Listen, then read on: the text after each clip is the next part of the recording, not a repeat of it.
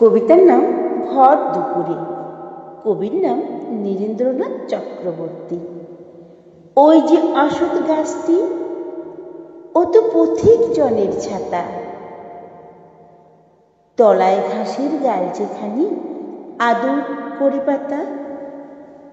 চড়ছে দূরে গরু বাছুর গাছের তলায় শুয়ে, দেখছে রাখাল মেঘগুলো যায় আকাশটাকে ছুঁয়ে। খোলের মধ্যে বোঝাই করে শুকনো খড়ের আঁঠি, নদীর ধারে বাঁধা কাদের ওই বড় নৌকাটি। কেউ কোথা নেই, বাতাস ওড়ায় মিহিন সাদা ধুলো। ভর দুপুরে যে যার ঘরে ঘুমোচ্ছে লোকগুলো। শুধুই কি আর মানুষ ঘুমোয়? যে জানে সেই জানে, আঁচল পেতে বিশ্বভুবন ঘুমোচ্ছে এইখানে। নমস্কার।